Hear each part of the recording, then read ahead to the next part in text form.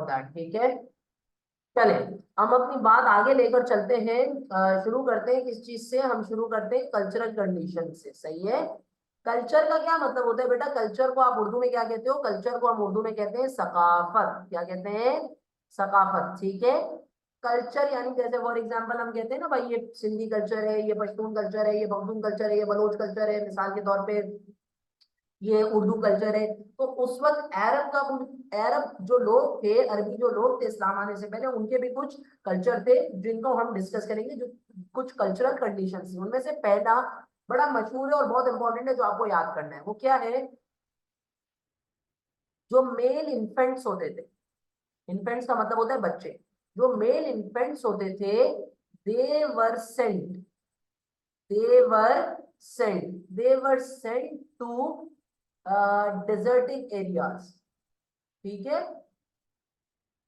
अच्छा, अब मेरी बात यहाँ पर आप गौर से सुनेंगे। देखो, अरब जो सोसाइटी थी उसमें एक कल्चर था, और वो कल्चर ये था कि जो मेल्स पैदा होते थे जब, तो शहर के शोर शराबे से दूर उनको भेजा जाता था। कहां पर भेजा जाता था? शहर के शोर शराबे से दूर उनको भेजा जाता था डेजर्टिक एरियाज के अंदर। और वो वहां पर इन डेजर्टिक एरियाज में क्यों भेजते थे बच्चों को?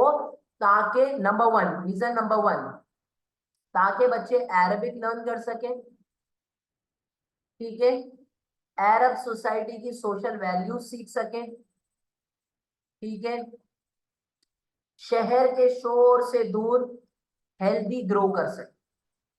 इस वजह से जो मेल बच्चे थे उनको भेजा जाता था कहाँ? उनको भेजा जाता था, अल्लाह भला करे आपका, इन डेजर्ट्स में, सही है। अच्छा, अब मेरी बात यहाँ पर आपने गौर से सुननी है। Holy prophet peace be upon him को भी भेजा गया था। Holy prophet peace be upon him को लेने आई थी कौन? बनु साद से हजरत हलीमा सादिया। ये हम होली प्रॉफिट के बारे में आगे चल के भी पढ़ेंगे, लेकिन अभी भी मैंने इसका जिक्र आपके साथ कर दिया, ठीक है।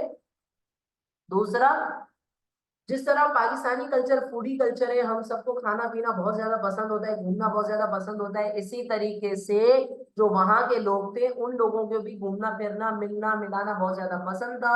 वो बहुत ज्यादा सोशलाइज किया करते थे, और उनके यहाँ हुआ करते थे फेयर्स, एनुअल फेयर्स हुआ करते थे, ठीक है। यानी हर साल उनका मेला लगता था।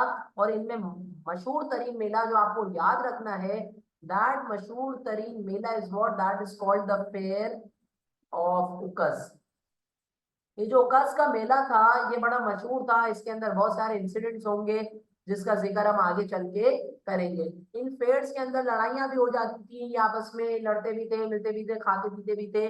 तो ये फेयर्स से इनको सोशलाइज करने का बहुत ज्यादा शौक था, ठीक है ना। अच्छा, एक और कल्चर था, और वो ये था जिसको आप कह सकते हो कल्चर ऑफ मेमोराइजेशन। क्या कह सकते हो? Culture of memorisation.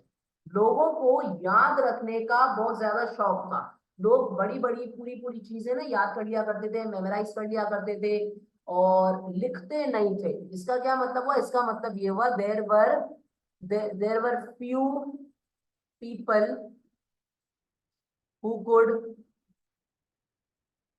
Read or write, ठीक है।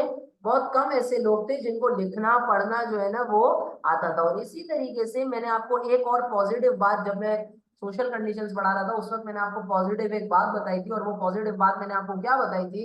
वो पॉजिटिव बात मैंने आपको ये बताई थी जनाब, के जो है ना वो they're expert in poetry, they're expert in poetry. तो बिल्कुल इसी तरीके से इनके यहाँ पर पोइटिक कल्चर था। क्या था? पोइटिक कल्चर था। चलते चलते ये लोग है ना शेर व शायरी किया करते थे, महफिलों में बैठा करते थे, सो ऑन सो फोर्थ। तो ये अरब सोसाइटी की उस वक्त की ना कल्चरल कंडीशंस थी, ठीक है ना। तो अब हमने कल्चरल कंडीशंस के ऊपर